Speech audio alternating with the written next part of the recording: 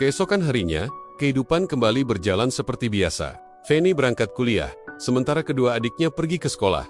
Namun, di rumah ada yang berbeda. Suharni, sang ibu, yang sudah lama mengeluh sakit kaki, kini merasakan sakit yang luar biasa. Ternyata, dokter mendiagnosisnya terkena pengapuran tulang. Andri, suaminya, yang dulu pernah merasa bersalah, kini dengan penuh kasih merawat Suharni. Dialah yang menjaga dan mengurus semua keperluan istrinya. Setiap minggu, Suharni harus berobat. Saat disuntik obat, kakinya memang terasa lebih baik. Tapi begitu efek obatnya hilang, rasa sakitnya kembali menyiksa. Mereka sudah mencoba berobat kemana-mana, tapi hasilnya tetap sama. Tak putus asa, Andri dan keempat anaknya selalu setia mengantar Suharni berobat ke berbagai tabib, berharap ada keajaiban yang bisa menyembuhkan ibu. Joe, pacar Feni, kerja di Jakarta sebagai kuli bangunan. Suatu hari, Joe menelepon Feni dan bilang, "Sayang, aku sekarang kerja di Jakarta." Sejak saat itu, mereka jadi sering banget ketemuan. Sayangnya, karena terlalu sering bertemu Joe, kuliah Feni jadi terganggu.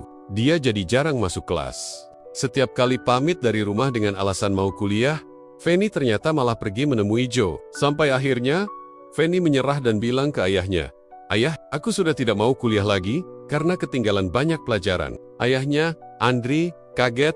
"Hah, kok bisa? Bukannya kamu setiap hari pergi kuliah?" Feni menjawab, "Ya, tapi aku ingin kerja saja ya. Aku nggak mau kuliah lagi." Tentu saja, Andri sangat kecewa dengan keputusan Feni, tapi apa daya, ia tidak bisa memaksa putrinya. Kisah ini jadi pelajaran buat kita semua. Jangan sampai cinta membuat kita melupakan tanggung jawab dan impian kita. Dengan berlinang air mata, Kerry memijit kaki ibunya, Suharni, sambil berbisik, "Ibu, cepat sembuh ya." Hatinya hancur melihat kondisi sang ibu. Rasa iba pada keuangan ayahnya membuat Gary memutuskan untuk berhenti kuliah. Ia tak tega melihat sang ayah berjuang sendirian. Tak lama kemudian, ayahnya memasukkan Gary bekerja di sebuah bank sebagai petugas pengisi uang, ATM. Sementara itu, kondisi Suharni semakin memprihatinkan.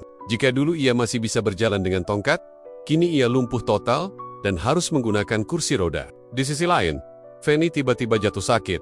Ia demam tinggi dan terus muntah.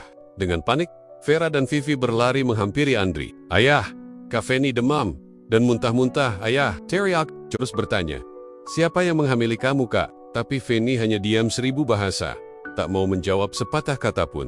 Sesampainya di rumah, Andri menceritakan semuanya pada istrinya, Suharni. Tangis Suharni pecah seketika. Hatinya hancur mendengar Feni hamil 3 bulan. Vera, adiknya, juga ikut menangis melihat kesedihan di rumah itu. Feni langsung masuk ke kamar dan mengunci pintu. Tak tahan melihat situasi ini, Vera menelepon ibu kandung Feni, Ainun. "Ibu, kakak Feni